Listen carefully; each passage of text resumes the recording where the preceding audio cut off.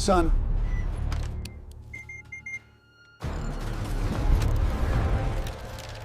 Arrest him. He's hiding bombs in the barn. That was Brenda screaming into 911 after she and her HOA squad personally dragged those black bags out into the middle of the yard, broke the security locks, and live-streamed what was inside for the entire neighborhood to see. A type of specialized weapon, red lights flashing, device bodies engraved with strange symbols. Brenda thought she had just exposed a terrorist conspiracy. She had no idea. What she had just revealed was equipment belonging to a top-secret federal campaign, a type of weapon that civilians were not allowed to see, let alone touch. 9 minutes later, military helicopters appeared. The special task force recovered the equipment. Brenda, she was zip-tied and vanished from the neighborhood. Nobody knows where she was taken or whether she still exists. Hey there, Harper Stories family. Drop a comment and let me know where you're watching from, because what Brenda just touched wasn't just weapons. It might have been a death sentence she never knew was coming. I'm Ethan Cross, and 3 months ago, my life was predictably boring. A software engineer in San Francisco, decent apartment, weekend hikes, the whole millennial dream. Then Grandpa Samuel died suddenly, leaving me his 200-acre Montana ranch and a mystery that would turn my quiet existence into a nightmare involving federal agents, paranoid neighbors, and enough military hardware to supply a small war. Looking back now, I should have known something was off when the inheritance papers mentioned existing contractual obligations in fine print. I barely skimmed, but grief makes you sloppy. And honestly, I was just excited to escape Silicon Valley's suffocating rat race for wide-open spaces and actual silence. The Cross Ranch sat like a weathered monument to simpler times with its classic farmhouse, red barn, and that old cattle shed Grandpa always kept locked. I'd asked about it as a kid during summer visits, but he'd just ruffle my hair and say it. Stored boring farm equipment before changing the subject. Now sorting through his belongings in late September, I finally had the keys to every door on the property. The house revealed normal grandfather treasures, photo albums, his Purple Heart from Vietnam, and stacks of Louis L'Amour novels. But when I approached that converted cattle shed, my excitement turned to confusion. Instead of rusted plows and hay bales, I found a climate-controlled storage facility with electronic locks, reinforced walls, and enough space to house a small aircraft. Among Grandpa's papers, I discovered a contract that made my blood run cold. Federal Storage Lease Agreement. Lesser Samuel Cross lay redacted. Term 5 years. Classification level. Need to know only. The document was dated 3 years ago. Signed in Grandpa's shaky handwriting from when his Alzheimer's was getting bad. According to the terms, the government was paying $30,000 annually to use our cattle shed for temporary equipment storage during ongoing operations in the northwestern region. The scariest part? The lease had 2 years remaining, and I was now legally responsible as the inheritor. I'd unknowingly become a federal contractor for something so classified that even the contracting agency's name was blacked out. Before I could fully process this bombshell, I heard footsteps on my gravel driveway. Through the window, I watched. A blonde woman in yoga pants and a Meadowbrook Heights polo shirt marched toward my front door with the confidence of someone who owned the place. She knocked with the kind of authoritative rhythm that screamed HOA president. And when I opened the door, her pale blue eyes immediately started cataloging everything behind me like she was conducting a security assessment. Good morning. I'm Brenda Whitaker, Community Safety Coordinator for Meadowbrook Heights, she announced, extending a manicured hand while her gaze swept past me toward the interior of my house. I wanted to personally welcome you to our community and discuss some important neighborhood protocols. Brenda appeared to be in her early 50s. The kind of platinum blonde hair that required serious salon commitment and the rigid posture of someone perpetually ready for confrontation. Her polo shirt was tucked into designer jeans with military precision, and she wore a badge that read Neighborhood Watch Director like it was issued by Homeland Security. I've been monitoring the unusual activity around your property, she continued, pulling out a small notebook and flipping to a page covered in meticulous handwriting. Multiple unmarked vehicles, nighttime deliveries, and now you've inherited a facility with questionable purposes, someone responsible for maintaining community safety standards. I need to understand exactly what kind of operation you're running here. Her tone suggested she already suspected the worst and was just gathering evidence to confirm her theories. I tried to explain that I just inherited the property and was still figuring everything out myself. But Brenda's expression grew increasingly skeptical with each word. She asked pointed questions about my background, my income source, and whether I had any associates who might be using the ranch for alternative purposes. When I mentioned I was a software engineer, her eyes narrowed like I just confessed to being a dark web arms dealer. Technology professionals often have diverse skill sets, she said ominously, making another note. And this ranch has always been somewhat isolated, perfect for activities that require privacy from law enforcement oversight. The way she emphasized law enforcement made it clear she considered herself part of some unofficial investigative network. After 20 minutes of interrogation disguised as neighborly conversation, Brenda finally left. But not before informing me that she'd be keeping an eye on things to ensure our community's safety standards were maintained. I watched her walk back to her pristine white SUV, which was parked strategically to give her a clear view of both my driveway and the cattle shed. As she drove away, she slowed at the property line to take photos of my mailbox license plate and anything else that might be useful for whatever dossier she was compiling. That evening, I tried calling the phone number listed on the federal contract, hoping to get some answers about what I'd inherited. The automated message was chilling. The number you have dialed is not in service. If this is a security-related emergency, contact your assigned handler immediately. I had no idea who my assigned handler was, or even if I was supposed to have one. That night I sat on Grandpa's front porch with a beer, staring at that innocent looking cattle shed and wondering what the hell I'd gotten myself into. The September air was crisp with the promise of Montana winter, and the silence was broken only by the distant sound of Brenda's SUV making another slow pass by my property. I could see her silhouette behind the wheel, cell phone pressed to her ear, undoubtedly reporting her findings to whoever would listen. Something told me this was just the beginning of my problems. At 11:47 p.m., my phone buzzed with an email from an address I didn't recognize. Ethan, you need to be very careful about who you allow access to the storage area, especially the blonde woman who lives next door. She has a history you're not aware of. Do not trust her, and do not let her see what's inside that building. Your grandfather would want you to be cautious. The email was unsigned, sent from a temporary account that would probably disappear by morning. But someone out there knew about Brenda, knew about the storage facility, and was warning me about dangers I couldn't even begin to understand. As I locked up the house and headed to bed, caught one more glimpse of Brenda's SUV parked at the end of my driveway, her interior light on as she scribbled notes in that ever-present notebook. Tomorrow, I decided I was going to get some real answers about what Grandpa had gotten our family involved in. I just hoped it wouldn't be too late. The next morning brought coffee, sunrise over the Montana hills, and the unsettling discovery that Brenda had been watching my property long before I'd even moved in. I found the first camera while trimming overgrown bushes near the cattle shed, a tiny wireless device expertly camouflaged among the branches with a clear view of the building's entrance.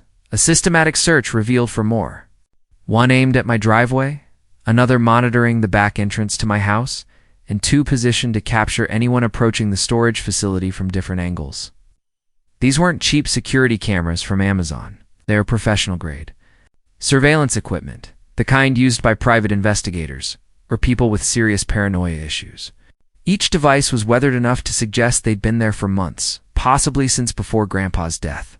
Now, while I was still processing this violation of my privacy, Brenda's white SUV pulled into my driveway with the confidence of someone arriving for a scheduled appointment.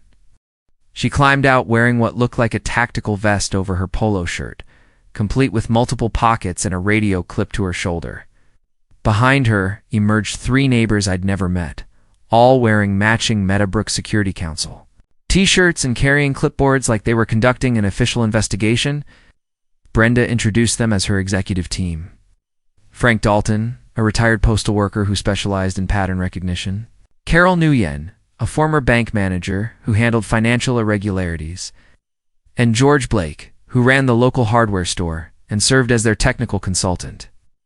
The whole setup felt like a neighborhood watch program that had evolved into something much more serious. "Ethan, we need to discuss the security concerns your property is creating for our entire community," Brenda announced, spreading a collection of printed photographs across my porch table. The images showed my ranch at various times over the past month. Delivery trucks with government plates, unmarked vehicles arriving after midnight, and figures in dark clothing moving equipment under the cover of darkness. I stared at the photos in genuine confusion because I'd never seen any of these vehicles or people. According to Brenda's meticulous documentation, suspicious activity had been occurring at my ranch for weeks before I'd even arrived from San Francisco. "We've logged 17 separate incidents of potential security breaches," Frank added, consulting his clipboard with the seriousness of a federal investigator. "Vehicles with no visible identification. Personnel and tactical gear and equipment deliveries that occurred exclusively during nighttime hours." Brenda pulled out a folder labeled Cross-Investigation. Preliminary findings, and began presenting her case like a prosecutor addressing a jury. She'd researched my background, my grandfather's military service, and even my college records, somehow obtaining information that should have been private. "Your grandfather had connections to classified military operations," she stated, showing me printouts from various government databases. "And now you've inherited not just his property, but potentially his obligations. We have reason to believe this ranch is being used for activities that could compromise the safety of every family in Meadowbrook Heights." Her three companions nodded gravely as if they were witnessing the exposure of a major conspiracy rather than a confused software engineer trying to figure out his inheritance. The situation escalated when Officer Ryan Hale arrived in response to what Brenda had described as suspicious activity requiring immediate law enforcement attention. Hale was younger than I'd expected, maybe late 20s, with the earnest demeanor of someone who took his job very seriously, but lacked the experience to question information from seemingly credible sources. Brenda had called him multiple times before because he greeted her like a regular contact and immediately began treating me as a potential suspect rather than a cooperative citizen. "Sir, we've received reports about unusual activity on your property," Hale said, his hand resting casually near his weapon. "Unauthorized personnel, potential weapons storage, and concerns about domestic security. I'm going to need to see some identification and documentation about what you're doing here." I showed Hala the inheritance papers and the federal storage contract, but the document's classified markings and redacted information only seemed to increase his suspicions.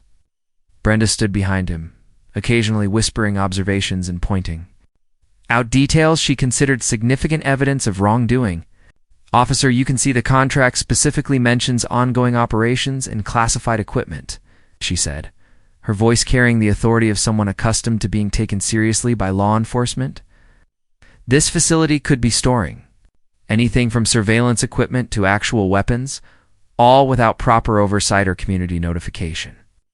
Hawley studied the contract with growing concern, clearly out of his depth when dealing with federal classifications and military terminology. After 30 minutes of questions I couldn't fully answer and document examination that raised more suspicions than it resolved.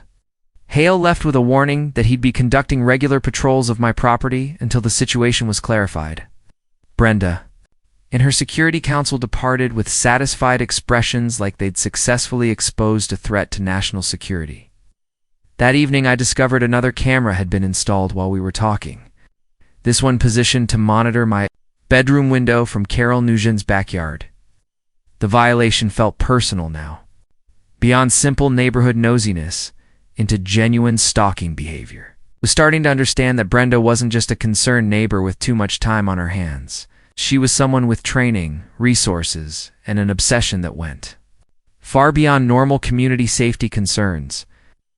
As I removed the latest camera, I noticed movement in the cattle shed for the first time since my arrival. A soft blue light was glowing through the gaps in the doorframe. I could hear the faint hum of electronic equipment powering up. When I approached the building, my key worked perfectly, but inside I found something that made my blood run cold. Dozens of large black military bags were stacked neatly along the walls, each one labeled with codes I didn't recognize and warnings about authorized personnel only. I'd never seen these bags before, which meant someone had accessed the facility while I was dealing with Brenda and her investigation team. Someone with their own keys, their own agenda, and equipment that wasn't boring farm tools like Grandpa had always claimed. The black military bags haunted my sleep that night, and by morning, I'd made a decision that would either solve this mystery or get me arrested for interfering with federal operations. I needed answers.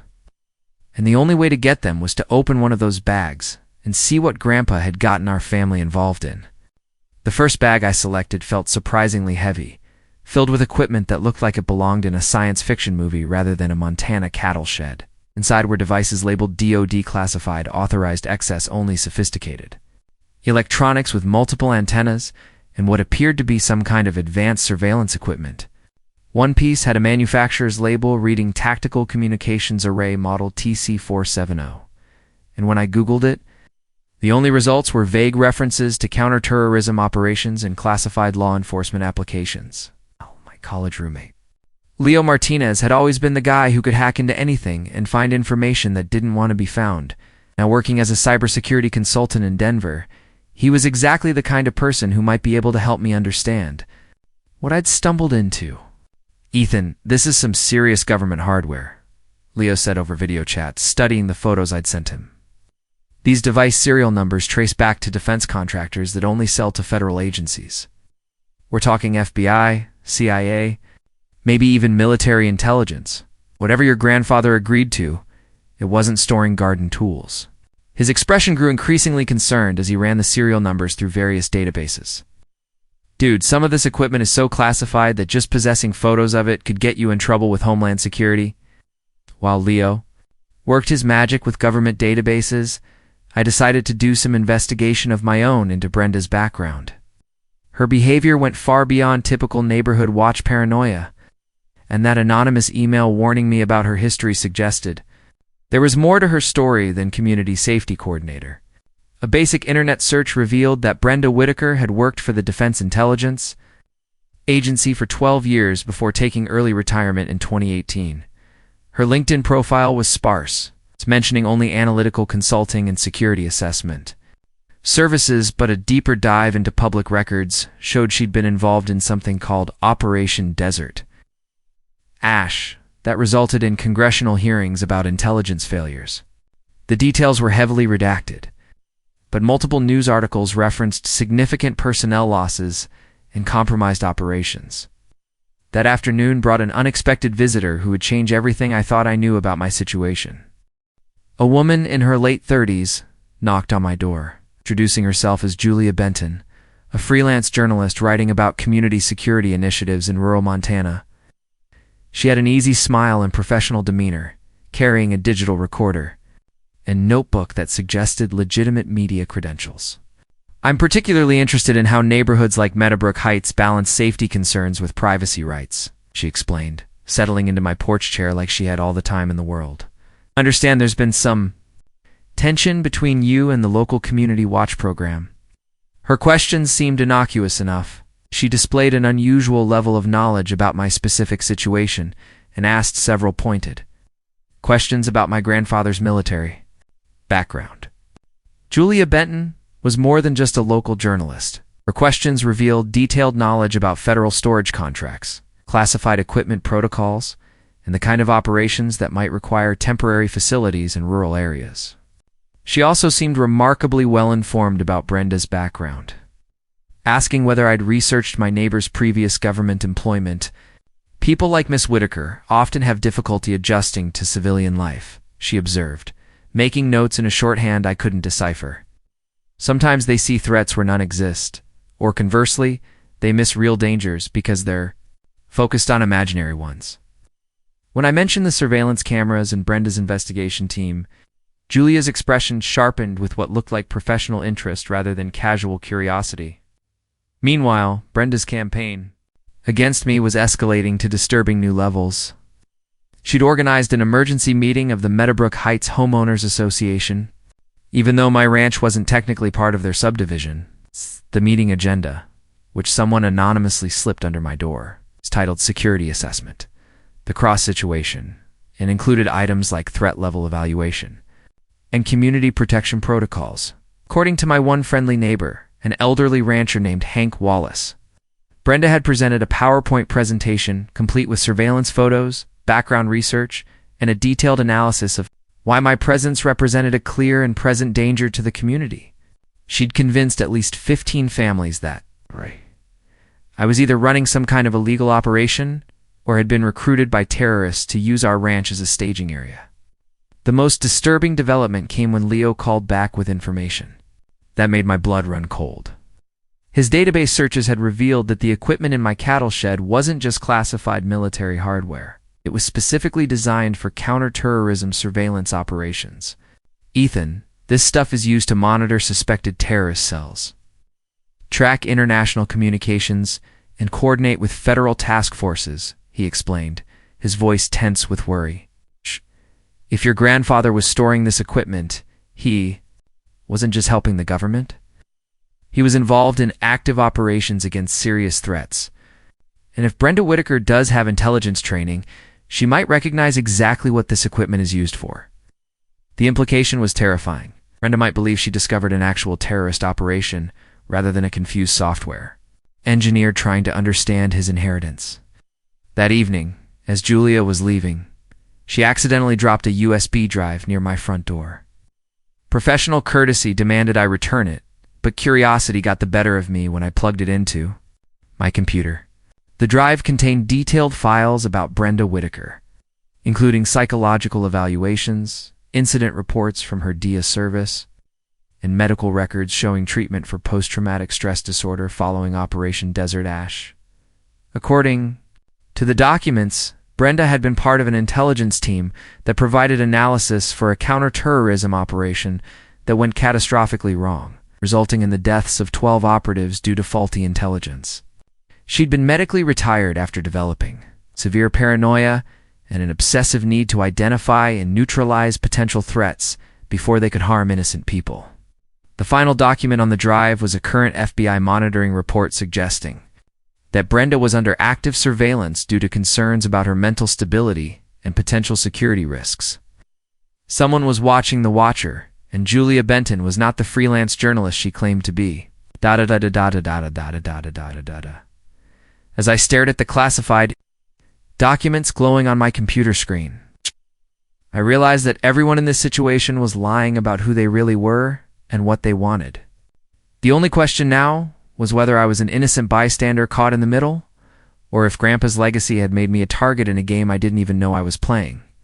Brenda's transformation from concerned neighbor to full-scale investigator accelerated over the next 48 hours. I began to understand that her intelligence background had given her resources I'd never imagined.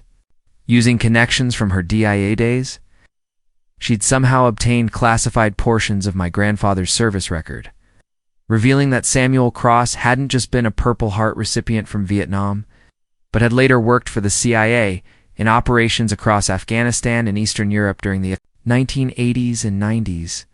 The documents she'd acquired painted a picture of a man who'd spent decades in the shadowy world of covert operations, which explained why a simple Montana rancher had federal agencies using his property for classified storage.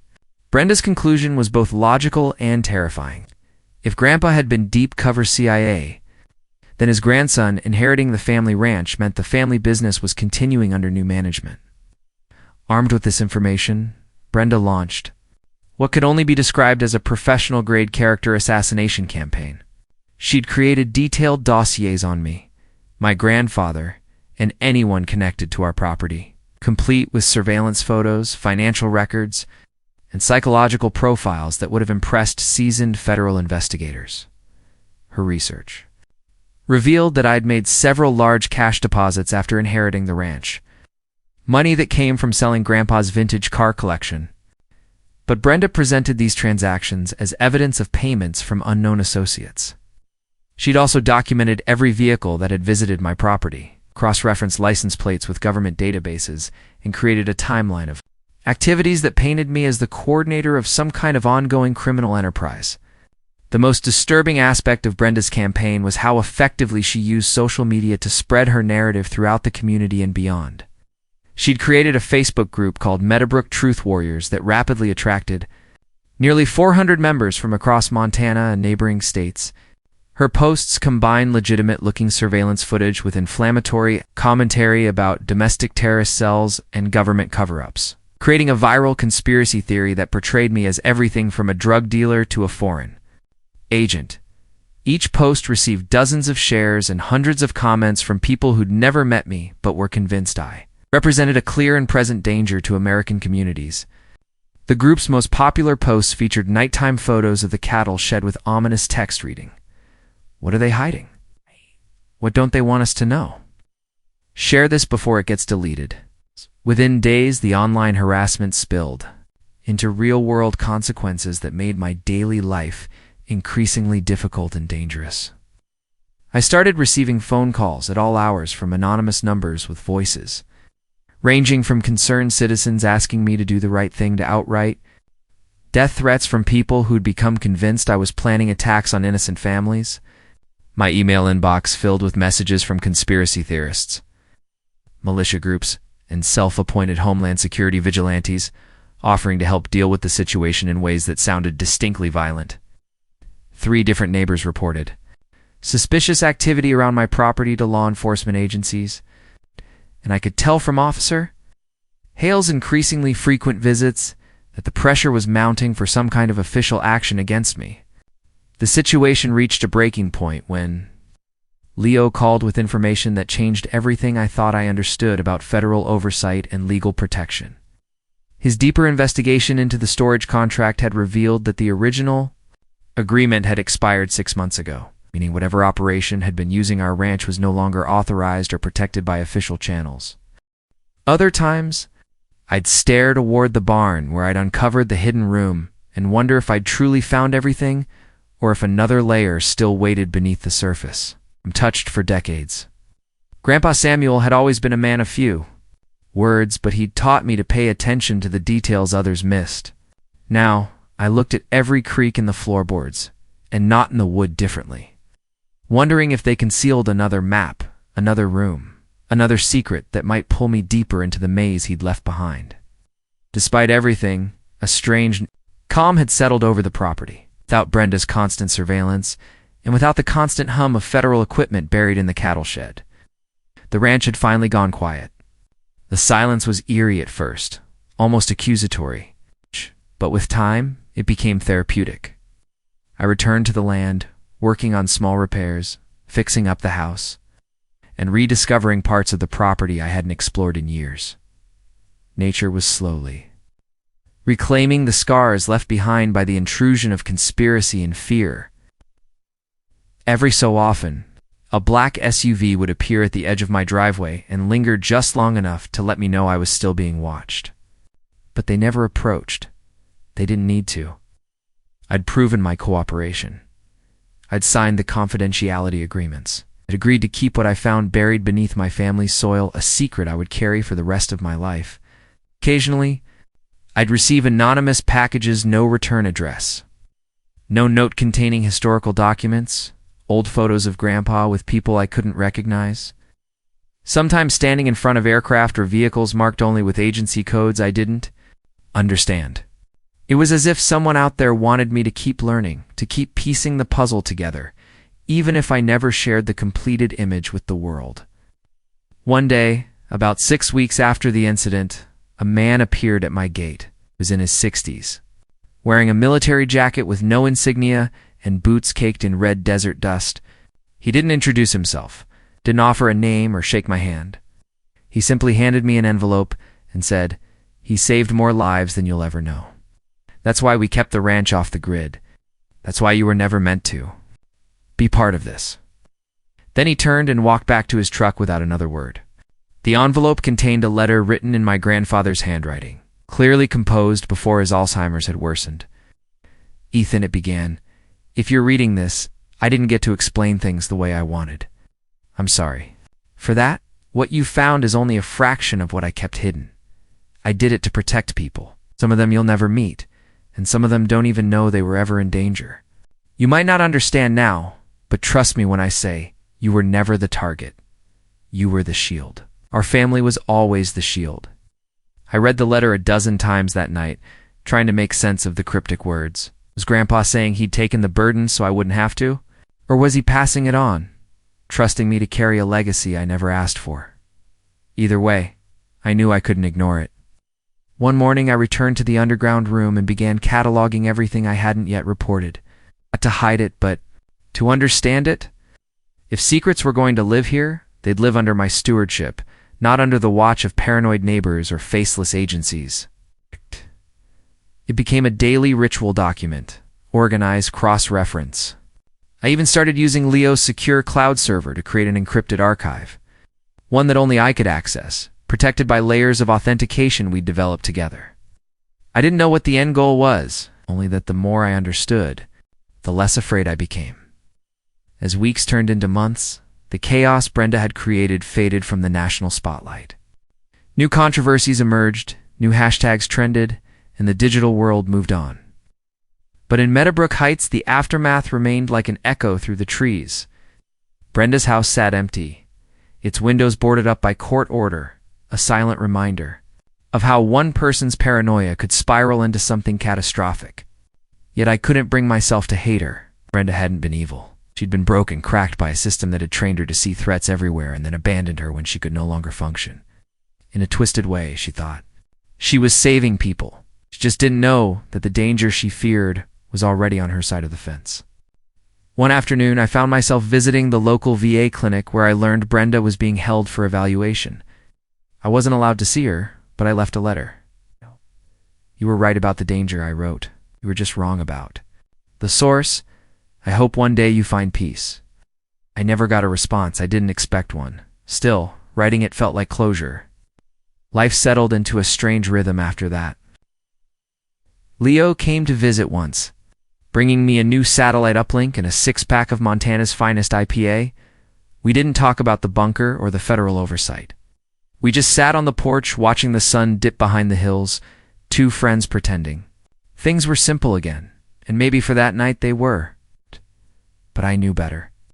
I knew that just beneath the surface, secrets were still ticking like time bombs, waiting for the wrong person to find them, and so I stayed. Not because I had to, but because I chose to. Because the ranch needed a guardian. Because Grandpa's legacy wasn't just buried in the earth.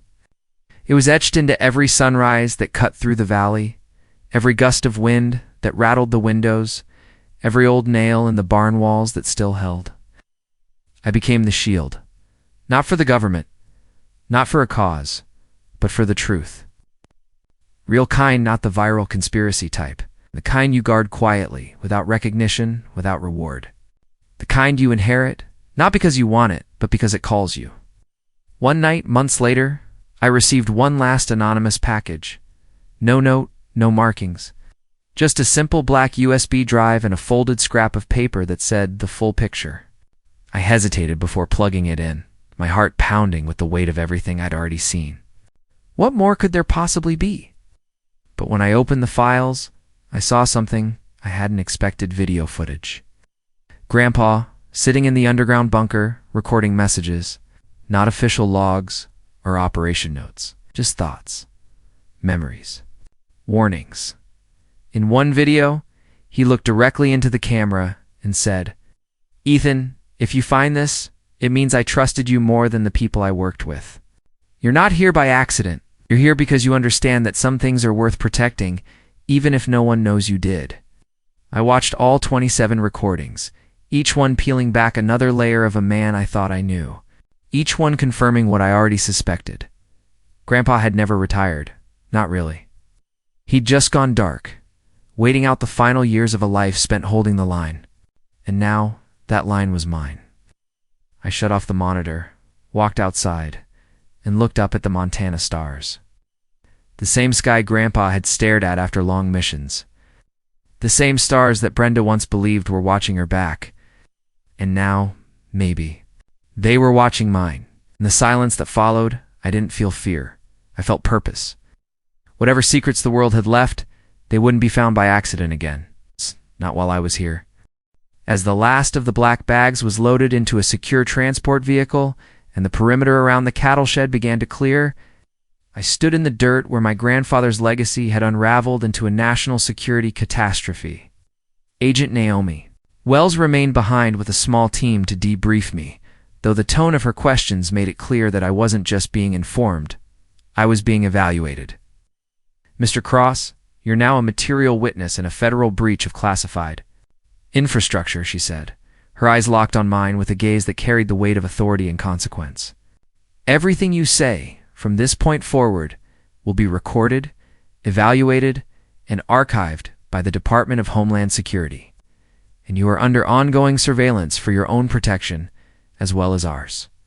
I nodded slowly, too drained to argue, my brain still trying to catch up with the reality that my inheritance had placed me under government observation. I didn't ask for any of this, I muttered, but Wells only gave me a neutral expression. Neither did most of us. In the hours that followed, I learned just how deep the operation went. Grandpa Samuel hadn't just rented space to the government, he had actively participated in the establishment and management of several black sites during the late 80s and early 90s. Operation Silent Eagle had been born out of a Cold War initiative, repurposed for 21st century surveillance. And my grandfather's remote ranch had been deemed the perfect node in a web of covert facilities. I'd inherited more than just land. I'd inherited a legacy of secrets so buried in red tape and clearance levels that even many within the government didn't know they existed. The contract you found was only a surface-level document, Agent Wells explained, sliding a new folder across the table inside my grandfather's now cleared-out study. There were 4 more layers of compartmentalized clearance your grandfather operated under. His Alzheimer's diagnosis triggered internal reviews that were never completed. You were never supposed to be alone in this. That statement hit me harder than I expected. I realized how isolated I'd been since arriving. How little guidance I'd received from anyone who truly understood what the equipment in that shed was for. The anonymous email, the encrypted calls from Leo, even Julia Benton's surprise. Appearance, all of it had been signals in a storm I didn't know I was sailing through. But the aftermath of Brenda's exposure was just beginning. Though she was officially taken into custody and transferred to a federal detention facility pending psychological evaluation, her live stream had already seeded conspiracy theories across the internet. Within 72 hours, major media outlets picked up fragments of her video and began speculating about what the federal government was hiding in Montana. Hashtags like #CattleShed Cover-Up and #DeepStateRanch trended on multiple platforms. Influencers, commentators, and militia groups latched onto Brenda's last words. Da-da-da-da. I was right this time, and spun them into narratives ranging from secret military cloning labs to CIA drug experiments. None of them were remotely true. But it didn't matter. The truth had lost its grip on the wheel the moment that livestream hit 800 viewers. Meanwhile, I was placed on a federal no-fly list, pending a full review of my unwitting participation in the disruption of classified operations. That meant I couldn't leave Montana without written permission from the regional DHS office. And 2 federal agents were assigned to maintain regular contact with me under the guise of ongoing security evaluations. It felt less like protection and more like house arrest. Julia Benton reappeared the following week. This time under her real identity agent, Naomi Wells's partner from a parallel operation monitoring Brenda's digital activity. I wasn't supposed to reveal myself, she admitted, sitting across from me on the front porch like she had weeks earlier, but Brenda was getting close to something that could have blown the operation wide open, and you were in the crosshairs. My job was to keep you from doing something irreversible. I asked her how long they had been watching Brenda. Since she started digging into your grandfather's history, she replied. When she requested documents using old clearance codes, alarm bells went off. She still had access to channels she shouldn't have, and if she'd found the underground cache before we intervened, this would have ended much worse. Underground cache? I asked, but Julia didn't answer directly. Let's just say the cattle shed wasn't the only thing on this property we were worried about. That cryptic response planted a new seed of unease. I asked Leo to dig deeper into Grandpa's past, but even his skills had limits. Your grandfather's paper trail just ends in 1994, he said over the phone. There's nothing after that. No tax records, no health records, not even a death certificate. For your grandmother, it's like the government sealed his entire identity behind classified walls. I began to wonder what else had been hidden in plain sight. One evening, while exploring the barn, I noticed a loose plank behind a rusted workbench. Prying it back revealed a narrow staircase leading downward into darkness. I hesitated for several minutes before descending, flashlight in hand, pulse racing. At the bottom, I found a concrete room lined with metal storage cabinets and reinforced crates, all stamped with military serial numbers and dated between 1985 and 1992. The air was dry, temperature controlled. It had been designed to last. Inside the crates were reels of microfilm, analog surveillance tapes, and field operation manuals stamped with CIA insignias. The entire bunker was a time capsule of Cold War intelligence gathering intel that should have been decommissioned or destroyed decades ago. But Grandpa had kept it, maintained it, hidden it so thoroughly that not even the current operation had known it existed. I reported the find to Agent Wells, who arrived within the hour with a special recovery team. As they cataloged the contents, her face remained stone cold until she came across a file marked Operation Lantern Fire. "Where did you find this?" she asked, the tone in her voice devoid of emotion but laced with tension. "Buried beneath a barn built before I was born," I answered, and for the first time, I saw a flicker of genuine fear pass through her expression. She didn't explain what the file contained, but after reading the first few pages, she ordered her team to halt all activity and called in another level of clearance above even her own. It was the last time I saw her. She vanished that night, along with the file and the recovery team, and I was told by the replacement agent that Agent Wells has been reassigned. No forwarding information, no goodbye, just gone. Life in Meadowbrook Heights changed dramatically after the raid. The HOA was quietly dissolved by order of the local government, under pressure from federal authorities. Officer Hale was placed on indefinite leave for failure to verify judicial authenticity, which I later learned was code for being fooled by Brenda's fake court documents. Most of the neighbors kept their distance, unsure if I was a patriot, a whistleblower, or a ticking time bomb. The house, once filled with Grandpa's warmth and quiet wisdom, now felt like a museum of shadows and secrets. I still lived there, under federal monitoring, working remotely as a consultant, and occasionally offering technical support for the very agencies that had once feared me. It was a strange kind of penance way to make peace with what had happened, even if no one would ever publicly acknowledge it. The ranch no longer held any livestock, but I maintained the fences and trails, trying to preserve the land even. As its history threatened to consume me, sometimes I'd walk past the cattle shed and remember how it all began with a locked door, a dusty contract, and a nosy neighbor who saw too much. "Everyone, step away from the equipment immediately and put your hands where I can see them." The voice belonged to a woman in a dark suit who had appeared seemingly from nowhere. Flanked by two men in tactical gear who were very clearly not local law enforcement, Agent Naomi Wells had finally revealed herself. The badge she displayed was genuine FBI credentials that made Officer Hale's search warrant look like a child's drawing. "This is a classified federal operation, and you've just contaminated an active crime scene," she announced, her voice carrying the kind of authority that made everyone freeze instantly. Brenda's live stream was still running, capturing the moment when her months of investigation collided with actual federal law enforcement. The comments section exploded with confusion as viewers tried to understand whether they were witnessing the exposure of a terrorist plot or the disruption of a legitimate government operation. The appearance of Agent Naomi Wells transformed the entire dynamic of the situation in a matter of seconds. But Brenda's response revealed the depth of her training and the extent of her paranoia. Instead of backing down when confronted with genuine federal authority, she stepped closer to the camera and increased the intensity of her live stream commentary. "This is exactly what we expected to happen," she declared to her audience, which had now swelled to over 800 viewers, sharing the stream across multiple platforms. "The deep state operatives are arriving to cover up the evidence and protect their terrorist assets. You're witnessing a real-time government conspiracy to hide the truth from the American people." Her years of intelligence training had convinced her that any federal intervention was proof of the very conspiracy she'd been investigating, creating a dangerous feedback loop where official authority only confirmed her worst suspicions. Agent Wells's backup arrived with the kind of precision that made it clear. This wasn't a spontaneous response to Brenda's investigation.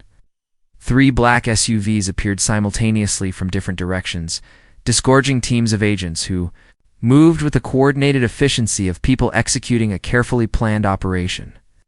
Within minutes, my property was surrounded by federal personnel, establishing a secure perimeter, setting up communication equipment, and treating the cattle shed like it contained weapons of mass destruction rather than surveillance gear.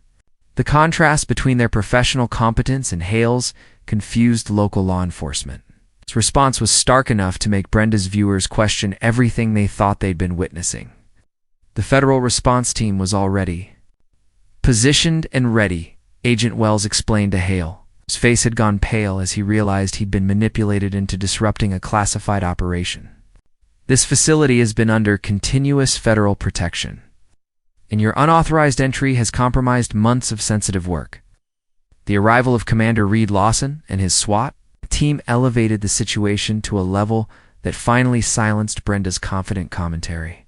Lawson emerged from the lead helicopter wearing full tactical gear and the kind of no-nonsense expression that suggested he dealt with similar situations before, usually with extreme prejudice.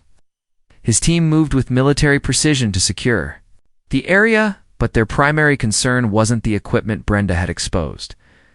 It was Brenda herself and the damage her live stream had caused to ongoing operations. "Ma'am, you need to terminate that broadcast immediately," Lawson commanded, his voice carrying the authority of someone accustomed to being obeyed without question. "You've just compromised a classified counterterrorism operation and potentially endangered the lives of federal agents and civilians across multiple states." When Brenda refused to stop filming, claiming her First Amendment rights, Lawson simply nodded to one of his team members, who used some kind of electronic device to jam her phone signal and cut off the live stream mid-sentence. The revelation of what had been stored in the cattle shed came in pieces, each detail more shocking than the last. Agent Wells explained that the equipment wasn't bomb-making materials or terrorist communications devices, but rather the most sophisticated counter-surveillance technology available to federal law enforcement. Operation Silent Eagle has been tracking an international terrorism network for over 8 months, she revealed, standing among the scattered bags that Brenda had opened for her audience. This facility served as a coordination point for monitoring cell phone communications, internet traffic, and financial transactions across a 3-state region. The equipment Ms. Whitaker just exposed to the world via live stream represents some of the most classified surveillance capabilities in our national security arsenal. The implication was staggering. Brenda's investigation hadn't uncovered a terrorist plot. It had destroyed one of the most important counterterrorism operations currently running on American soil. The full scope of the disaster became clear. I finally understood why that anonymous email had warned me about Brenda's history and the dangers of letting her access the storage facility. Agent Wells revealed that Brenda Whitaker had been under federal surveillance for over 6 months, not because she was suspected of terrorism, but because her history of mental instability and intelligence training made her a potential security risk. Operation Desert Ash resulted in the deaths of 12 federal agents due to faulty intelligence analysis, Wells explained, her voice carrying the weight of professional judgment rather than personal animosity. Ms. Whitaker was medically retired after developing severe paranoid delusions and an obsessive need to identify threats that often didn't exist. We've been monitoring her activities because her background makes her both capable of causing serious damage and unlikely to recognize the consequences of her actions until it's too late. The flashback moment that revealed Brenda's tragic history came when she finally stopped struggling against the SWAT officers who were restraining her. As they led her toward one of the black SUVs, I caught a glimpse of her face and saw not the confident investigator who'd been tormenting me for months, but a broken woman lost in memories of a mission that had gone catastrophically wrong. Agent Wells held up Brenda's file, reading aloud the key details for Hale's benefit and my understanding. Former DIA analyst Brenda Whitaker specialized in threat assessment and intelligence coordination, medical discharge following operation. Desert Ash incident resulting in multiple agent casualties due to analytical errors. Diagnosed with severe PTSD, paranoid personality disorder, and obsessive-compulsive tendencies focused on threat identification. As they placed her in the back of the SUV, Brenda looked directly at me and spoke in a voice barely above a whisper. I was right this time. They said I was crazy after Afghanistan. But this time, I was right about the danger. The most disturbing revelation came when Commander Lawson pulled me aside to explain the full implications of what had just occurred. Mr. Cross, the equipment your neighbor just live-streamed to 800 viewers is used to track terrorist communications across international networks. The operational details she exposed will require us to completely restructure ongoing investigations in 17 different countries, potentially allowing genuine terrorist cells to escape surveillance and carry out attacks we might have prevented. The weight of this information was crushing. Brenda's paranoid investigation meant to protect innocent Americans from terrorists. Threats had made such attacks more likely by forcing the government to abandon surveillance operations that were keeping the country safe. Her desperate need to be the hero who uncovered the truth had turned her into the very threat she'd been trying to eliminate. As federal agents began the process of securing and removing the compromised equipment, I realized that everyone involved in this situation had been both right and wrong in ways that none of us had understood. Brenda had been correct that something dangerous was happening at my ranch, but wrong about what the danger was. The federal government had been justified in keeping its operations secret, but had failed to account for the psychological damage their previous missions had inflicted on former personnel like Brenda, and I had been an innocent bystander caught in the middle of a conflict between past trauma and present necessity, where good intentions and professional competence had collided in ways that served no one's interests and potentially endangered countless innocent lives. Ethan, if that equipment is still there without a valid contract, then technically you have stolen federal property, Leo explained, his voice tight with worry. And if Brenda or anyone else reports it to the right authorities, you could be looking at federal charges for receiving stolen government materials. Even though you had no idea what was happening, the legal implications are staggering. I could face decades in prison for crimes I didn't know I was committing with property I didn't know I possessed. That evening brought a development that confirmed my worst fears about how far Brenda's investigation had progressed. I discovered a GPS tracking device attached to my truck. It's a kind used by private investigators or law enforcement for surveillance operations. The device was professionally installed and had been there for several days, meaning Brenda's security council had been monitoring my every movement throughout the community. More disturbing was the realization that they'd probably been inside my garage to install it, which meant they'd been on my property while I was away, possibly searching through my belongings or planting additional surveillance equipment. The violation of privacy felt complete now, extending beyond observation into active infiltration of my personal space and freedom of movement. Brenda's masterstroke came in the form of an official-looking document that appeared in my mailbox. The next morning, citizens' complaint for investigation of suspected terrorist activity that had supposedly been filed with the FBI, Department of Homeland Security, and Montana State Police. The document was formatted like a professional intelligence report, complete with official-sounding case numbers, detailed allegations, and photographic evidence of my suspicious activities. While I couldn't verify whether the document had been submitted to federal agencies, its existence demonstrated that Brenda was prepared to use every resource at her disposal to force a confrontation. She'd essentially declared war on me, using the full arsenal of skills she'd developed during her intelligence career. And I was running out of time to prove my innocence before her campaign destroyed my life completely. As I sat in Grandpa's kitchen that night, staring at the fake federal complaint and listening to my phone ring with another anonymous threat, I realized that Brenda Whitaker wasn't just a paranoid neighbor with too much time on her hands. She was a trained intelligence operative who'd identified me as a legitimate national security threat and was systematically building a case that could send me to federal prison for the rest of my life. The most terrifying part was that from her perspective, she was probably right to be suspicious.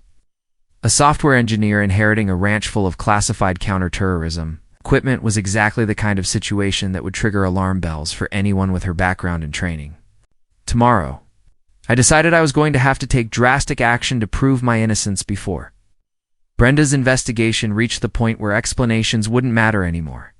The confrontation I'd been dreading arrived at exactly 7:30 a.m. on a crisp October morning, announced by the sound of multiple vehicles pulling into my driveway with the authority of an official law enforcement operation.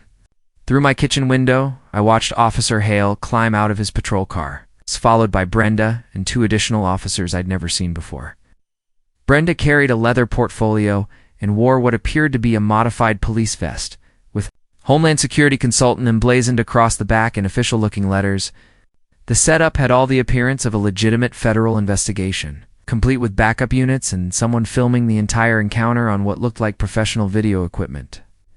Hale approached my front door with the grim expression of someone who genuinely believed he was about to arrest a dangerous criminal. "Ethan Cross, we have a warrant to search these premises for evidence of terrorist activities and illegal weapons storage," Hale announced, holding up an official-looking the document that made my stomach drop. The search warrant appeared completely legitimate, bearing the seal of the Montana District Court and signed by Judge Naomi Spence. Brenda had convinced that my ranch posed an imminent threat to community safety. "You're required to remain outside while we conduct our investigation, and any interference with this lawful search will result in your immediate arrest." Behind him, Brenda smiled with the satisfaction of someone whose months of careful planning were finally coming to fruition. She'd somehow managed to obtain genuine legal authority to tear apart my property and expose whatever secrets Grandpa had left behind. The search team moved with military precision toward the cattle shed, with Brenda directing the operation like she was coordinating a federal raid rather than a local law enforcement investigation. She'd brought bolt cutters for the electronic locks, evidence bags for anything they might discover, and a live stream setup that would broadcast their findings to her Facebook group in real time. "Ladies and gentlemen, this is Brenda Whitaker, reporting live from what we believe is a domestic terrorist storage facility," she announced to her phone camera, her voice carrying the authority of a seasoned news correspondent. "After months of investigation, we're finally going to reveal the truth about what Ethan Cross and his associates have been hiding from our community." The livestream counter showed over 300 viewers within the first few minutes, with comments flooding in from people across the country who'd been following her investigation. As the team cut through the security locks and pulled open the cattle shed doors, I felt genuine terror about what they might find and how they might interpret it. The black military bags were exactly where I'd left them, stacked neatly along the walls like evidence in a federal locker. Brenda immediately began directing the officers to document everything, treating each bag like it contained weapons of mass destruction rather than classified surveillance equipment. "This is exactly what our intelligence sources warned us about," she declared to her live stream audience, carefully lifting the first bag and placing it in the center of the shed where the cameras could capture every detail. "Military-grade storage containers, professional organization, and clear evidence of ongoing operations designed to evade law enforcement detection." The moment Brenda opened the first bag and revealed its contents, her live stream exploded, with viewer reactions and shares. Inside were the sophisticated communications devices I discovered earlier, but Brenda presented them as bomb-making equipment, surveillance tools for planning attacks, and coordination devices for terrorist cells. "This appears to be a remote detonation system," she announced, holding up what was a tactical radio. "These devices could be used to coordinate simultaneous attacks across multiple locations." Her running commentary transformed innocent surveillance equipment into sinister terrorist tools, creating a narrative that her online audience eagerly accepted and amplified. The live stream was being shared across multiple social media platforms, turning my property search into a viral sensation that painted me as a clear and present danger to American communities. Hale's expression grew increasingly concerned, as they opened bag after bag of sophisticated equipment that none of them could properly identify. The military labels and classification warnings certainly looked ominous to people without security clearances, and Brenda's confident explanations made her seem like the only person present who understood the true significance of what they were discovering. "Officer, this level of equipment suggests we're dealing with a well-funded operation with connections to international terrorist networks," she declared, her voice carrying the authority of someone with genuine intelligence experience. These aren't the tools of a lone wolf actor. This is evidence of a coordinated threat that could target infrastructure, government facilities, or large civilian populations. Her analysis was convincing enough that Hale immediately called for additional backup and began treating the scene like an active terrorism investigation. The situation reached its peak when Brenda opened the final bag, which contained a device. With multiple antennas, blinking LED displays, and what appeared to be a countdown timer showing various numerical sequences. Hale stepped back from the device, his hand moving instinctively toward his weapon as Brenda declared it to be some kind of timing mechanism for a coordinated detonation.